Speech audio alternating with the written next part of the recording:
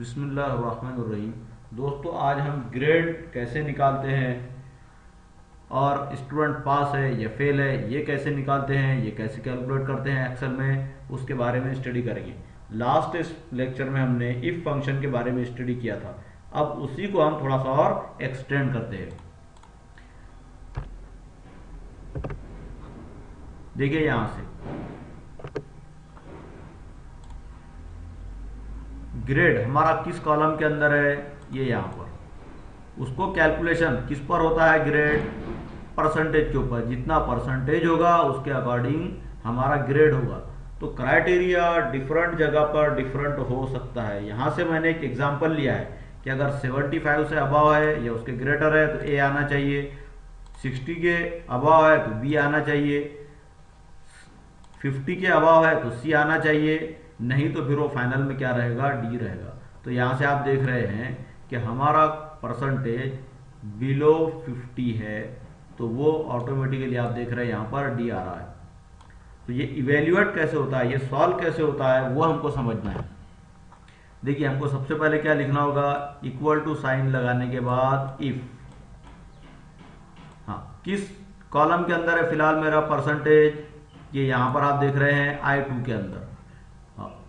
Condition क्या है हमारी, I2 ग्रेटर देन और इक्वल टू 75। अब यहां पर देखिए मल्टीपल कंडीशन है, इसलिए आपको मल्टीपल इफ लिखना होगा।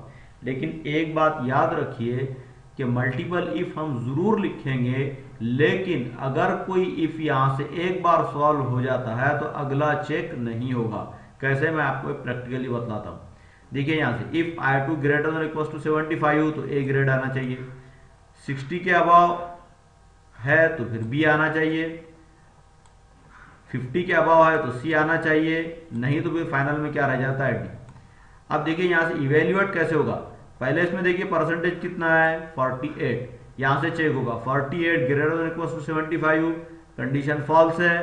तो यहां पर तो हमारी सिर्फ ट्रू कंडीशन का ही हमने रिजल्ट लिखा है। देखिए यहां से आप देख रहे हैं फाइनल, इस पर देखिए ये फाइनल का जो इफ है इसमें हमने दोनों लिखा है, ट्रू भी लिखा है, फॉल्स भी लिखा है। यहां पर हमने क्या लिखा है, सिर्फ ट्रू का रिजल्ट लिखा है। अब अगर यहां पर ये 48 ग्रेटर देन इक्वल टू 75 ये कंडीशन फॉल्स है तो कुछ नहीं होगा, अगली कंडीशन चेक होगी if I2 greater than equal to 60। तो I2 में कितना है, 48 ग्रेटर देन 60 है क्या, नहीं है, ये भी कंडीशन फॉल्स है। फाइनल पर आइए, if I2 greater then 50, no, ये भी फॉल्स है, तो ये सी तो नहीं आएगा। फिर अब रिजल्ट फॉल्स का कौन सा रह गया यहां से, ये डी। तो देखिए आप यहां से देख रहे हैं कि यहां पर डी आया है। तो ऊपर से यहां से ये इफ भी सॉल्व नहीं हुआ, ये इफ भी सॉल्व नहीं हुआ, ये इफ भी सॉल्व नहीं, हाँ ये इफ पर कंडीशन फॉल्स हुई है तो फॉल्स का रिजल्ट हमने लिखा है। ऊपर से आप देख रहे हैं कि हमने फॉल्स का पार्ट इस इफ में और ये इफ में हमने फॉल्स का पार्ट नहीं लिखा, इसलिए वो आया भी नहीं। दूसरी बात यहां पर देखिए कितने इफ हमने स्टार्ट किए, 1 2 और ये 3, तो 3 टाइम फाइनल में आपको क्लोज करना है एक साथ। तो याद रखिए अगर कोई इफ सॉल्व हो जाता है तो अगला इफ चेक नहीं होगा। मान लीजिए देखिए मैं यहां से ऊपर आकर के कुछ नंबर की चेंजिंग करता हूं, मान लीजिए कि मैं यहां से 99 कर देता हूं। अब देखिए 63 मेरा परसेंटेज आया है, तो यहां से पहला चेक हुआ, ये तो फॉल्स हुआ। अगला कौन सा चेक करेगा, ये if I2 greater then 60, yes condition true है। देखिए यहां पर 63 है, ये मेरी कंडीशन ट्रू है, तो क्या आया है, बी। अब यहां पर आप देखेंगे I2 ग्रेटर देन 50, ये भी तो ट्रू है, लेकिन ये सी क्यों नहीं दिया फिर उसने। तो जैसे कि मैंने आपको बताया कि एक बार अगर इफ सॉल्व हो गया कोई तो फिर अगला इफ चेक नहीं होगा, तो इसलिए उसने इसको चेक किया ही नहीं। इसको इवेल्युएट किया, इसको सॉल्व किया, इसका ट्रू का रिजल्ट दिया, अगला चेक उसने नहीं किया। यही इसका कंडीशन सॉल्व करने का वे होगा मल्टीपल इफ का। नेक्स्ट थिंग देखिए यहां पर पास और फेल। अब कोई स्टूडेंट को मार्क हो सकते हैं पहले सब्जेक्ट में, मान लीजिए कि यहां पर मैं देता हूं फिर से 99। देखिए उसका ए ग्रेड तो आ रहा है लेकिन वो फेल आ रहा है। फेल क्यों आ रहा है, आप लोगों को पता है कि अगर आपका 100 मार्क का पेपर है तो एटलीस्ट आपको 35 मार्क तो उसमें होना ही चाहिए। उससे ग्रेटर होंगे तो बहुत अच्छी बात, लेकिन उसके इक्वल तो होना ही चाहिए, मीन्स 35 आपको लगेंगी।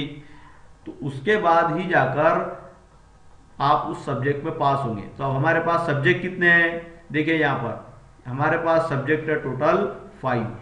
तो अब 5 सब्जेक्ट पर हमको चेक करना है। तो यहाँ पर कंडीशन कैसे हमने लिखा है, देखिए इफ एंड। अब एंड क्या है हमारे पास, याद रखिए ये भी एक फंक्शन है। अब इसमें सारी वैल्यूज आपको ट्रू लगेंगी। देखिए हमने सब वैल्यू एंड फंक्शन के अंदर, ये एंड फंक्शन मेरा यहां पर आकर एंड हुआ है, यहां से स्टार्ट हुआ यहां पर एंड हुआ। इसमें अगर सारी कंडीशन ट्रू है, अगर हर सब्जेक्ट में स्टूडेंट को mark greater than equal to 35 है, तभी जाकर वो स्टूडेंट क्या होगा, पास होगा, अदरवाइज फेल होगा। तो एंड ऑपरेटर के थ्रू या एंड फंक्शन के थ्रू हमने यहां पर सारी कंडीशन को ट्रू चेक किया है। एंड का काम ही याद रखिए क्या है कि उसमें जितनी सारी कंडीशन होंगी वो सारी ट्रू होनी चाहिए। एक भी कंडीशन अगर फॉल्स होती है, जैसे कि आप यहां से देख रहे हैं C2 के अंदर देखिए 99 है, और D में यहां से आप देख रहे हैं D2 के अंदर 35, यहां पर देख रहे हैं 33 है, तो ये कंडीशन तो फॉल्स हो गई। E2 में भी ग्रेटर देन इक्वल टू 35 है, ये भी 99 है, ये भी ट्रू है, लेकिन एक फॉल्स हो गई, तो टोटल रिजल्ट यहां पर हमारे पास जो इफ लॉजिकल टेस्ट का था वो फॉल्स हो गया। तो फिर इसलिए हमारा यहां पर क्या लिखकर आ रहा है, फेल। आप यहां पर ये देख रहे हैं। अब देखिए मैं यहां से अब चेंज करता हूं इसको, इसे भी मैं एक नंबर दे देता हूं 35। आगे बढ़ता हूं मैं, देखिए अब ये क्या आ रहा है, ग्रेड ए आ रहा है, और यहां पर क्या आ रहा है, पास आ रहा है। तो यहां पर अब सारी कंडीशन, जितनी भी कंडीशन थी वो सब की सब ट्रू है। तो एंड ने क्या किया है, इस जगह पर ट्रू भेजा है, मींस